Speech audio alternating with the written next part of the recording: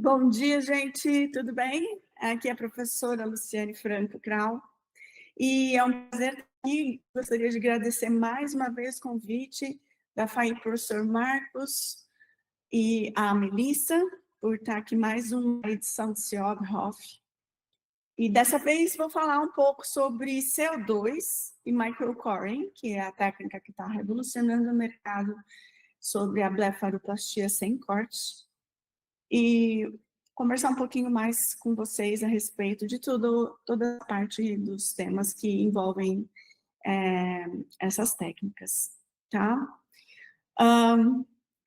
Eu sou a professora Luciane, que tenho cursos aqui em São Paulo, no Instituto.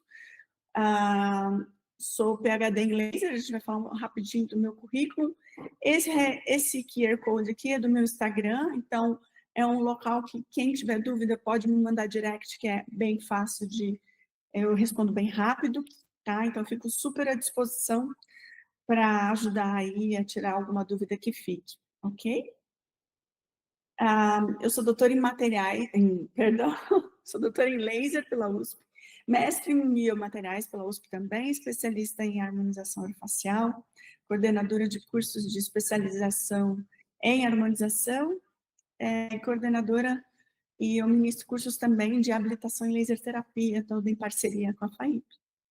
Especialista também em orto, sou uma das diretoras da Associação Brasileira de Laser, speaker da Allergan, né? Membro de algumas instituições na área de harmonização, e já escrevi capítulo de livros, sou pesquisadora, enfim. Então, tudo que eu vou trazer aqui para vocês, é baseado cientificamente na minha experiência e em artigos científicos, obviamente, tá? Então, fiquem à vontade para precisar tirar alguma dúvida em algum momento. E a primeira coisa que eu gostaria de falar para vocês, é assim, a harmonização facial, a gente sabe que de uns anos para cá, bom, ela virou especialidade, aumentou muito o número de pessoas que têm feito, mas tem alguns conceitos que acabaram mudando um pouco. A gente teve uma fase de excessos, né, por exemplo, de preenchimento, e esse slide, inclusive, foi baseado num estudo que foi feito, mais de um estudo, na verdade, onde um grande grupo da população, depois de um certo tempo, depois desses exageros, teve gente que começou a tirar ácido hialurônico, tentar tirar alguns procedimentos por conta exatamente do exagero, e esse estudo veio para provar, para mostrar o porquê eles estavam querendo entender isso e o que o público realmente queria. 94% das pessoas eles estão interessados em qualidade de pele, em a aparência da pele, tá? Porque, na verdade, assim, a aparência da pele, ela influencia diretamente na autoestima e nos aspectos psicossociais, né? Tanto na parte emocional, quanto na própria percepção do outro e a percepção dele mesmo, tá? Acaba melhorando a autoestima. Oi? Eita, aqui não apareceu para mim, né, que parou de compartilhar. Eu estou na 5G, tá?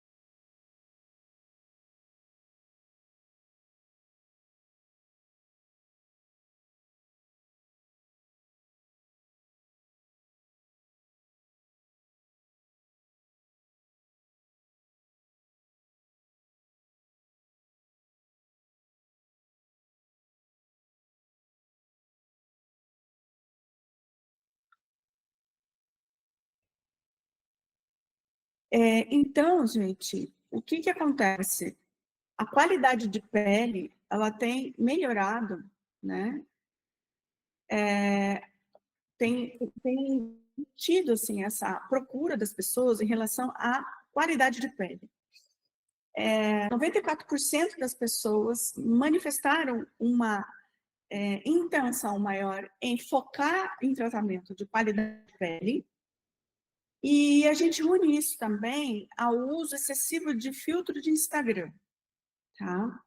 O filtro de Instagram, ele virou uma moda, parece que as pessoas não conseguem se mostrar sem ter um filtro, né? E isso acabou intensificando os tratamentos para a pele, certo? Então, não está passando agora. Vamos ver.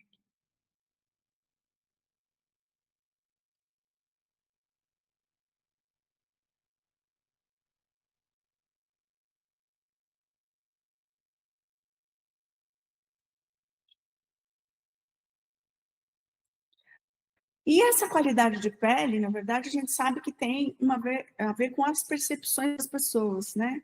Então, toda a parte de autoestima, atratividade, como que a gente interage, e inclusive teve estudo que mostrou que ele pode até sugerir fertilidade e saúde, né? Atratividade e saúde reprodutiva em relação às pessoas. Tá? A primeira coisa que mostra é essa saúde, estado nutricional, vitalidade. E para a gente entender um pouquinho disso, já que a gente já entende que a pele é uma questão que incomoda, as pessoas estão procurando tratamento para isso, vamos falar rapidamente sobre o que é a pele, né? A pele é uma estrutura complexa, a epiderme, ela é a barreira que a gente tem com o campo externo, ela tem uma divisão entre o meio externo e a derme, então a epiderme é o nosso contato com o meio exterior, e é uma maneira para a gente perder água ou fazer uma troca de água, inibir a entrada de micro-organismos, produtos químicos, enfim, é uma barreira realmente física. A derme, ela me dá sustentação, né? É o que me dá brilho, hidratação, é o que nutre a epiderme. Então, nós temos várias camadas aí, derme papilar, derme reticular, cada uma com a sua função, né? Mas, de forma geral, a derme é o que me dá a flexibilidade e aquela sensação de pele firme ou não firme, né? Que seria a flacidez, tá?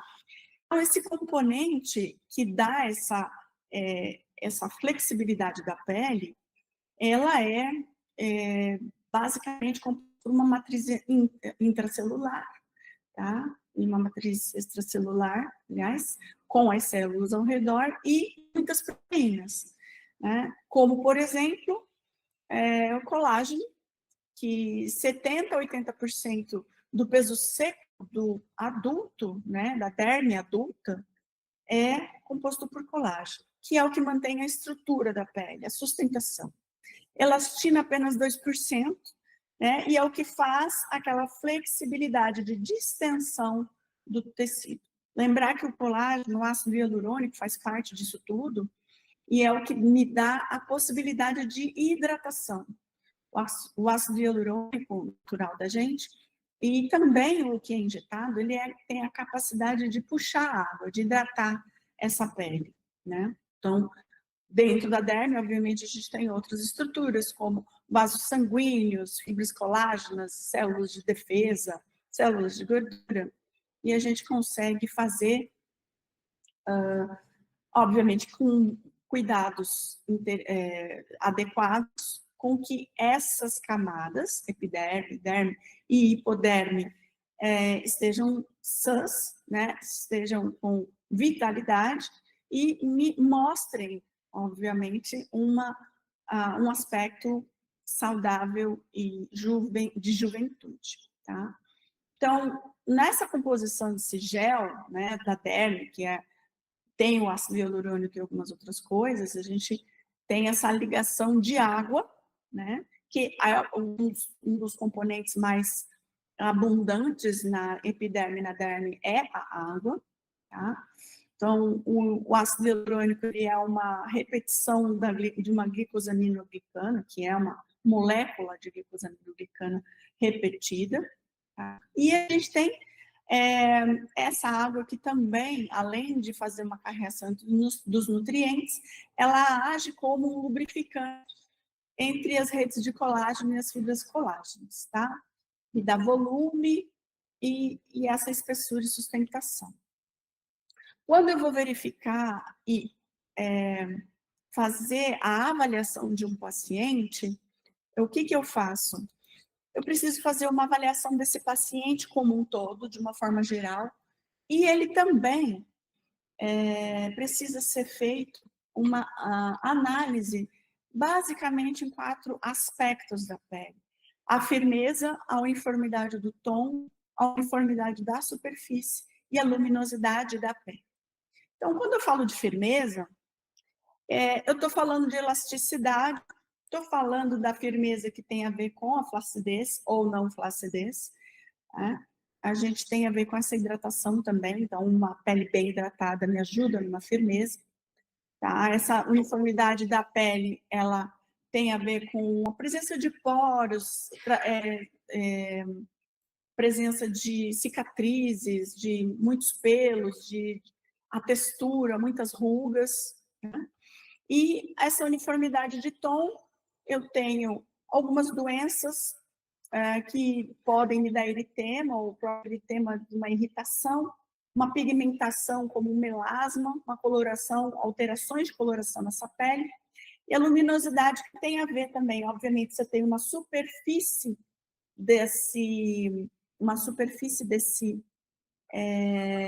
da pele uniforme, eu consigo ter uma luminosidade, brilho, uma percepção de vitalidade, né? Inclusive até uma reflexão de luz adequada, tá?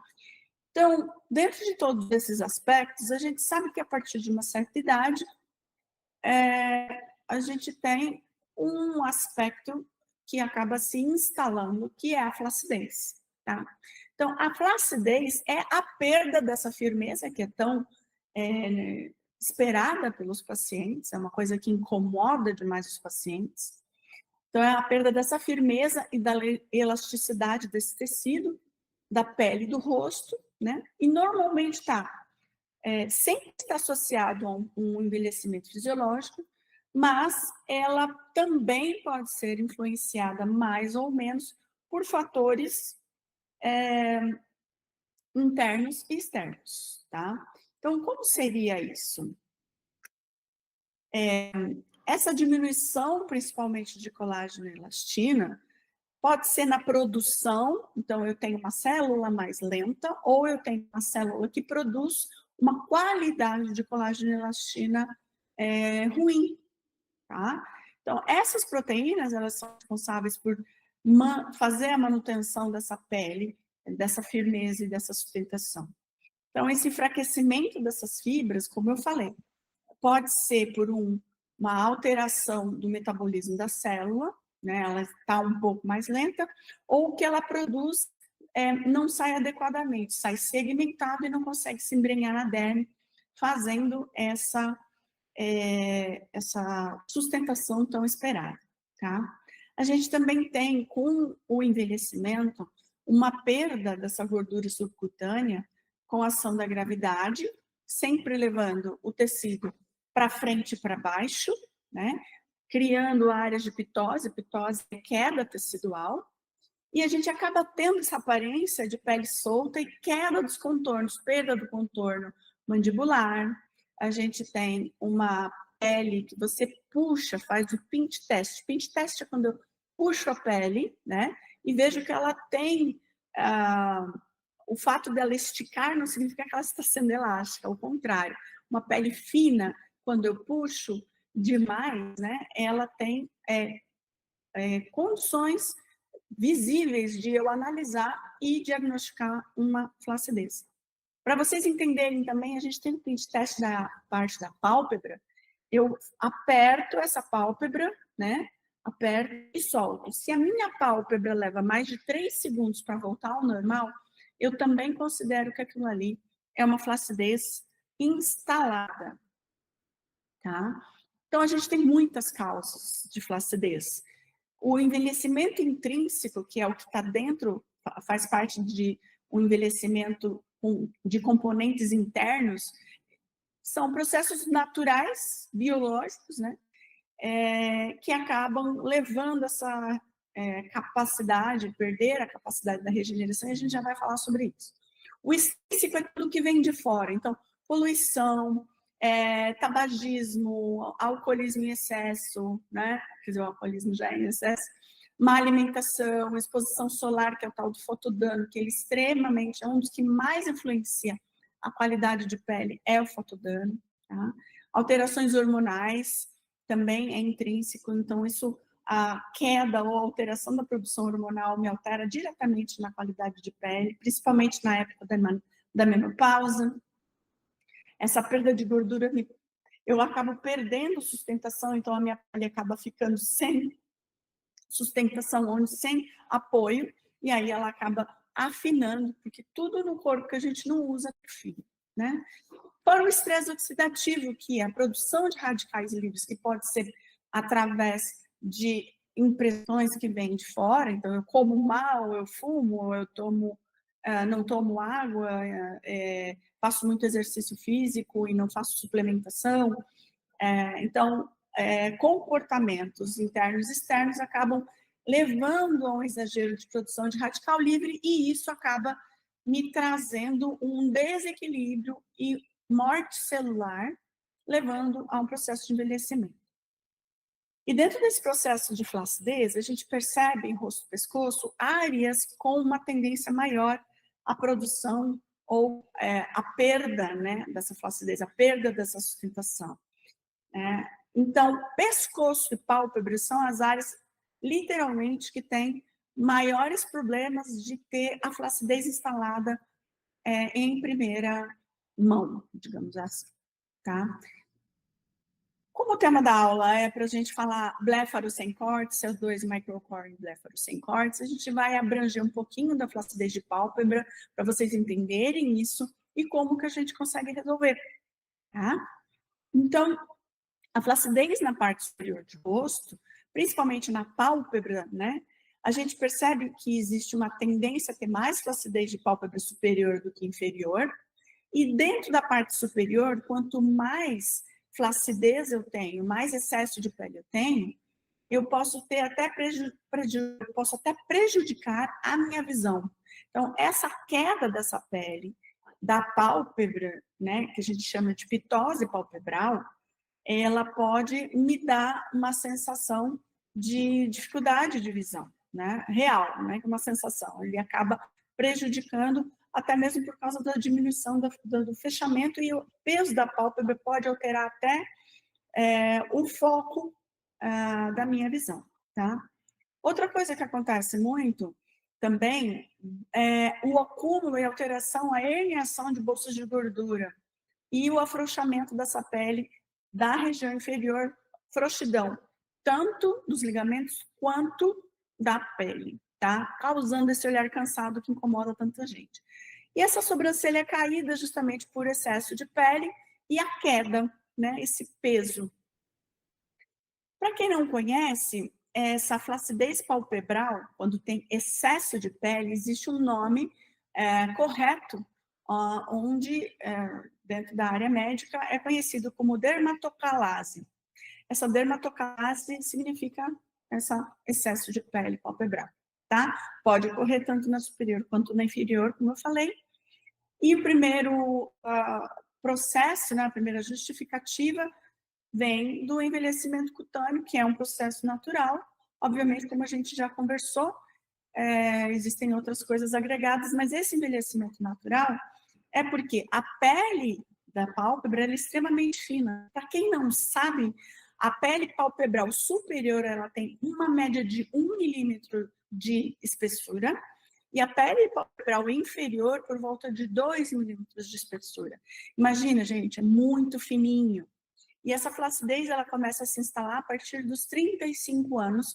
Obviamente que, com as coisinhas que eu conversei com vocês um pouco antes, vai se instalar mais rápido ou mais demorado, dependendo da qualidade de vida de cada paciente, tá? Então, tem gente que tem fatores genéticos associados, o tamanho do olho, essa coisa que você escuta, meu pai também tem, muita excesso de pele na pálpebra, minha mãe, isso é muito comum. Então, fatores genéticos contribuem. O fotoenvelhecimento, ou seja, como eu falei para vocês, a exposição ao sol sem proteção, principalmente os raios ultravioleta, eles têm uma afinidade com o DNA da célula, e essa ligação acaba ocorrendo um excesso de formação de radicais livres que me faz ter morte celular antecipada, tá? Então, vocês já vão entender um pouquinho disso em relação, quando eu explicar o mecanismo de ação do laser. Alterações musculares e estruturais também, o músculo dos olhos acaba ficando mais fraco, né? Os septos que seguram também a parte orbital também fica mais fraca, o alinhamento da gordura que eu falei, os septos ficam mais fracos e aí a gordura acaba se deslocando e aí pode protuir, né? Perda de volume facial também, com uma diminuição da estrutura óssea dos coxins de gordura, a gente acaba tendo uma migração e uma evidenciação dessa parte onde não está muito legal, evidenciando mais a flacidez. Os hábitos gerais, também hábitos físicos de ficar usando muita lente de contato, irritação, coçando os olhos, tabagismo, má alimentação, então é multifatorial, tá? Evidentemente, nós temos processos naturais, só que existem os processos externos que podem acelerar e muito isso, tá? Então, a gente tem uma característica onde a pálpebra superior sofre muito mais com esse excesso de pele do que a inferior, e as bolsas de gordura, essa herniação de bolsa de gordura que a gente conversa, é muito mais comum na inferior do que na superior, apesar de acontecer nas duas. E quando a gente conversa sobre tratamento de tudo, a gente sabe que existem muitas coisas. Obviamente, se eu estou falando de flacidez, eu preciso formar colágeno. A gente não conversou aqui. É a perda de colágeno, de elastina e tudo mais que causa essa perda de sustentação, então eu tenho que formar colágeno. Só que, o que acontece? Para a flacidez geral, pescoço inclusive, eu posso fazer um bioestimulador, um ácido hialurônico. Mas na região palpebral, eu tenho poucos tratamentos que podem ser feitos. Eu não posso utilizar bioestimulador na região orbicular dos olhos, porque tem uma tendência muito grande a grumos, a causar realmente nódulos, tá? Isso está em literatura muito bem delimitado, tá? Então, eu posso usar uma toxina botulínica para fazer uma elevação da minha sobrancelha? Sim, mas isso é placebo, no sentido, eu não estou tratando a pálpebra, eu estou elevando a sobrancelha, esticando a pálpebra para que eu não tenha esse peso em excesso, mas vai ter um momento que mesmo a toxina não vai conseguir resolver esse problema. E aí a gente vem também como uma solução minimamente invasiva, né? O CO2, a radiofrequência, por exemplo, ela está aqui inclusa, mas tem muitos casos em literatura científica onde tem deslocamento de retina por uso de radiofrequência na região dos olhos, então eu não recomendaria. Mas o CO2, ele vem sido usado há muitos anos, há mais de 20 anos para isso, e agora com a técnica do microcoring, ela veio para ficar, tá? A blefaroplastia cirúrgica, ela tem sido muito usada, mas existem muitos pacientes que têm medo de se submeter a uma blefaroplastia, a uma cirurgia com corte e remoção dessa pele, né? Então, o que a gente percebe? Também existem graus de pitose, graus de excesso de pele, onde nem sempre a blefaroplastia está indicada. Aí, aquele excesso de pele pode estar incomodando, inclusive esteticamente, para as mulheres se maquiarem, por exemplo, e o laser resolve, tá? Então, o que é o laser? O laser, na verdade, é um acrônimo que significa Light Amplification by Stimulated Emission of Radiation, né? Isso foi desenvolvido por temas e por vários estudos na época, né? Einstein, em 1916, que desenvolveu através de vários estudos de Planck prévios, e, enfim, criaram um laser, e o laser nada mais é do que uma luz, ok? Só que essa luz, a gente consegue dividir ela por comprimento de onda, cada comprimento de onda tem uma cor, cada comprimento de onda tem uma afinidade sobre algum componente do nosso organismo. O que o laser faz? Ele pode fazer ablação ou destruição de uma camada de tecido, né? Então, o que é ablação? É quando eu fervo a água da minha célula, aí na hora que ela ferve, rompe a membrana celular, e aí essa célula morre. O meu organismo entende que eu perdi uma célula, tem que fazer uma nova. É assim que faz o processo de rejuvenescimento.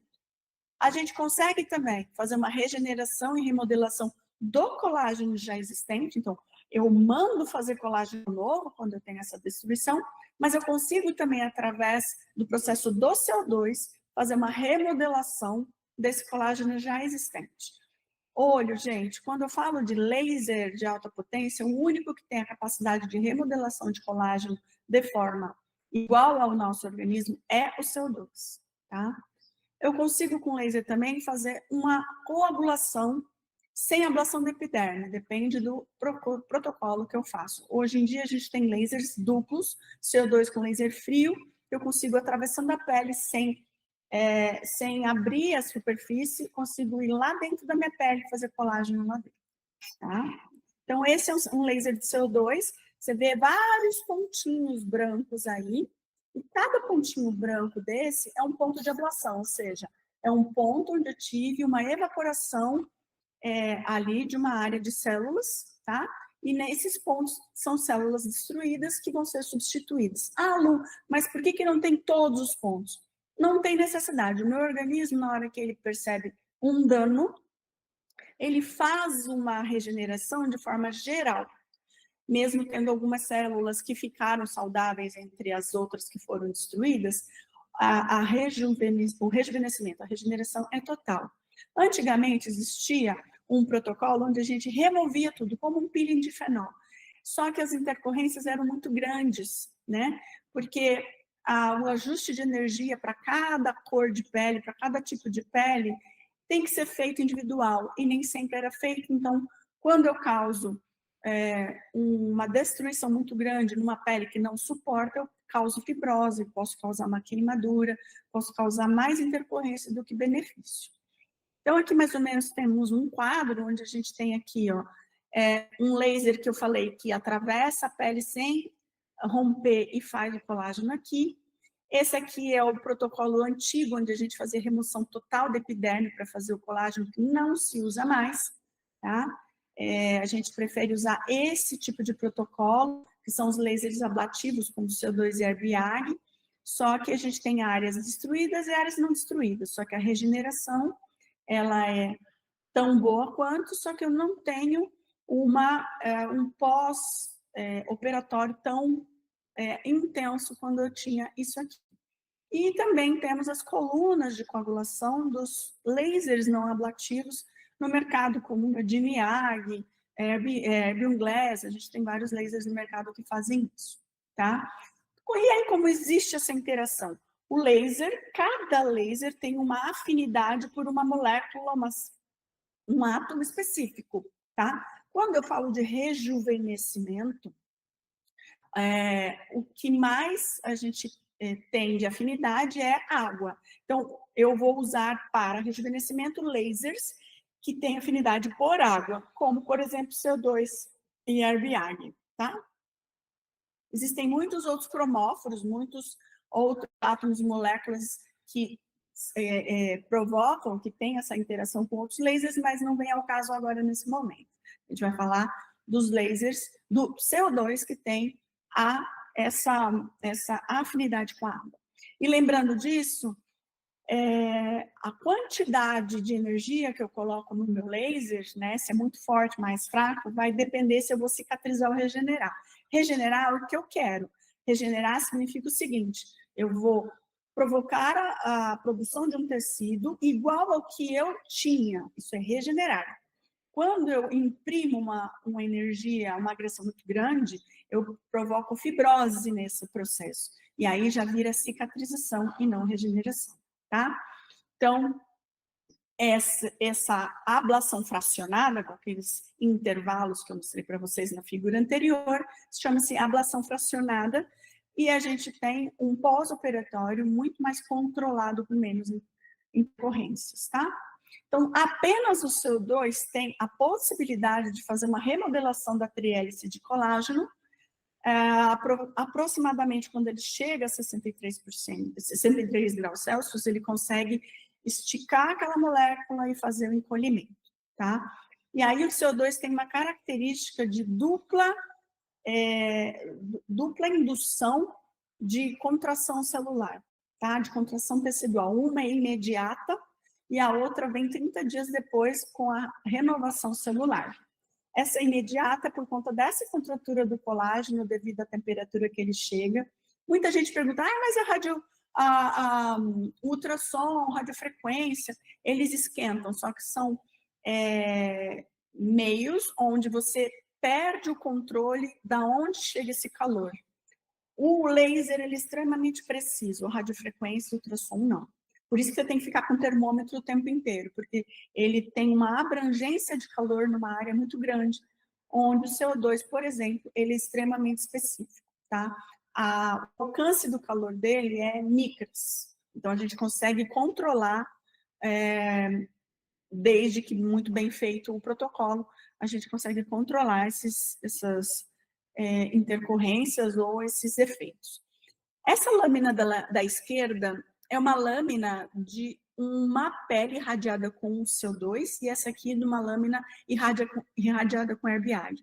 Aqui eles querem mostrar o seguinte, o laser formado, o colágeno formado, a pele rejuvenescida, neoformada, através de uma irradiação de CO2, ela é muito mais parecida com o nosso colágeno, com a nossa estrutura de pele, do que formado com o RBI, que é uma formação com tendência à compactação, tá? Então, finalmente, o que é o microcoring? Microcoring, na verdade, ele nasceu usando microagulhamento com agulhas ocas, removendo ilhas de pele.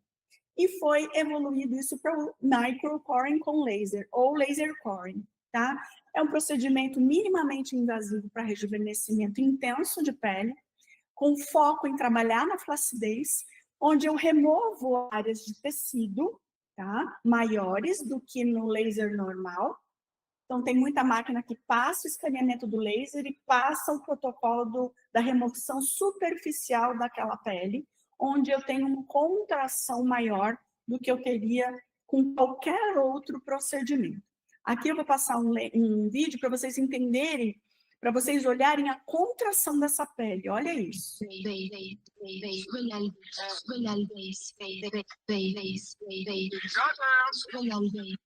Tá? Essa é a contração da pele que o microcoring faz. Vocês viram naquele vídeo onde eu mostrei o laser passando? Você tem os pontinhos, mas você não vê a pele contraindo dessa maneira. A contração acaba acontecendo, depois a pessoa que termina a sessão do CO2, ela sente como se estivesse esticando.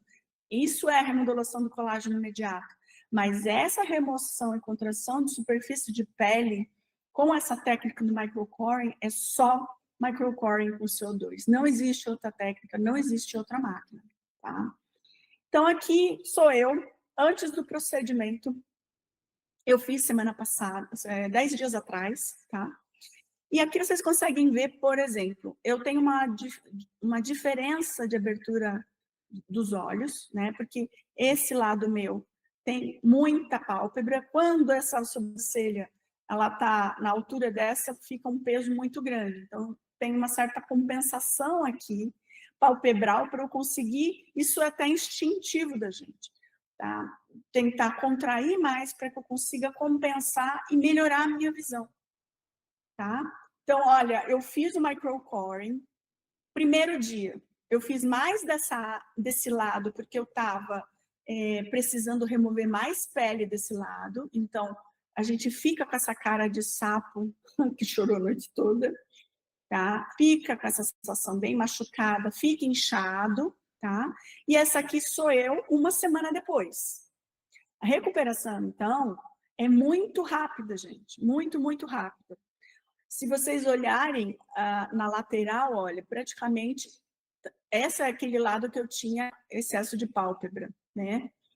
E depois, aqui, claro, eu ainda tenho excesso de pálpebra porque eu tô com 2 semanas de procedimento agora, tá?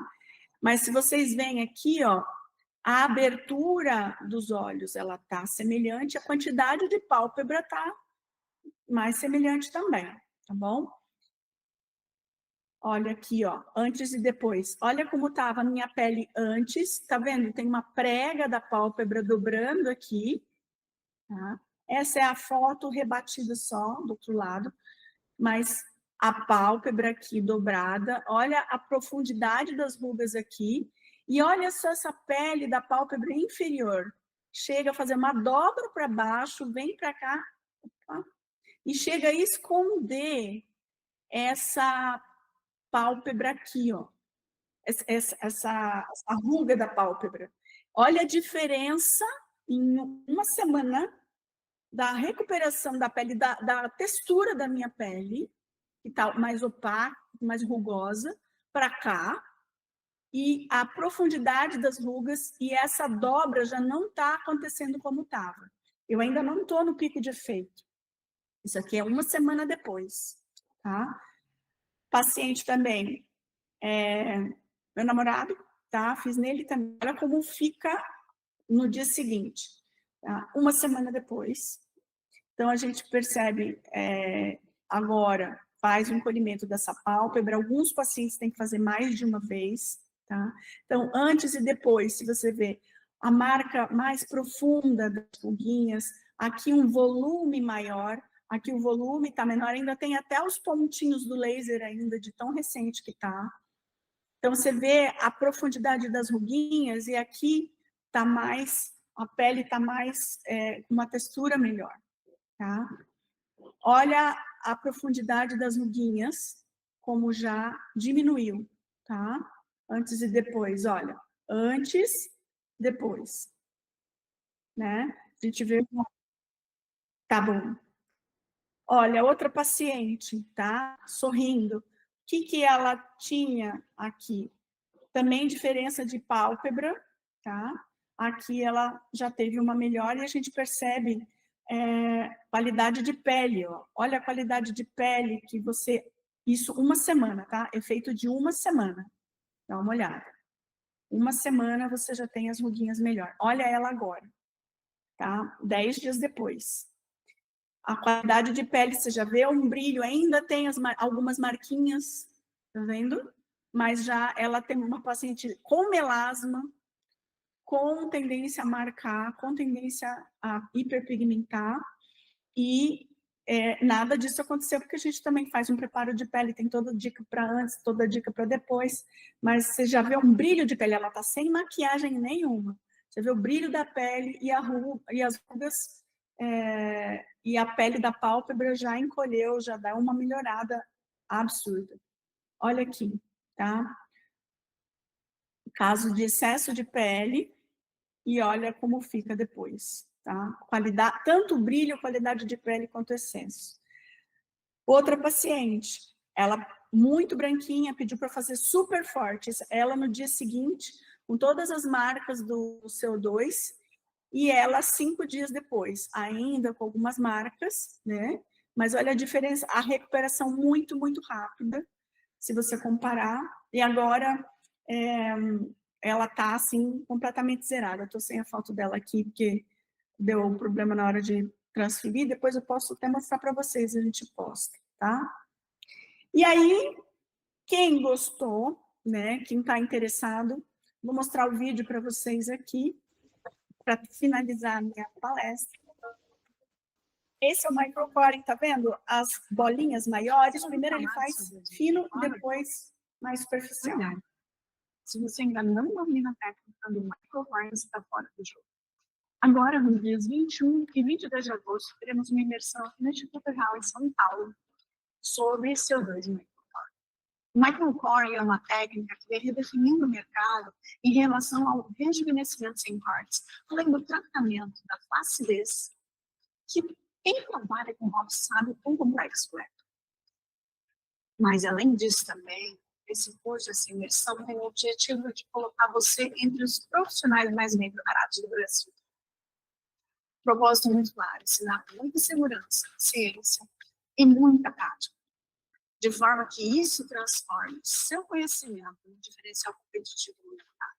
Para quem não me conhece, eu sou professora Luciane Franco, doutora em laser pela Universidade de São Paulo, especialista em harmonização facial e esfera, e durante os últimos anos eu venho utilizando essas técnicas minimamente brasileiras para fazer tratamentos de impacto nos meus pacientes e ensinar tudo isso para os meus alunos.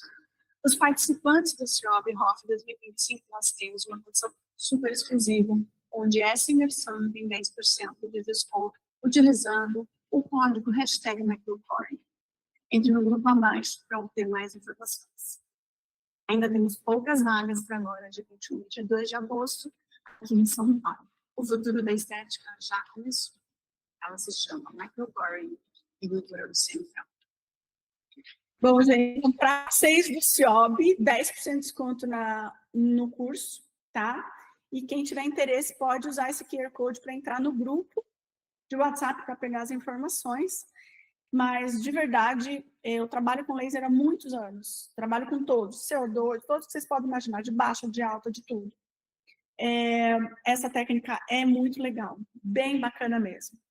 Tá? Tem dado resultado bem grande e é uma alternativa muito bacana para quem não quer passar por cirurgia, mas também a gente consegue fazer o microcoring em outras áreas do rosto, trabalhando com essa flacidez que incomoda tanto e é tão difícil de trabalhar na ROF, tá?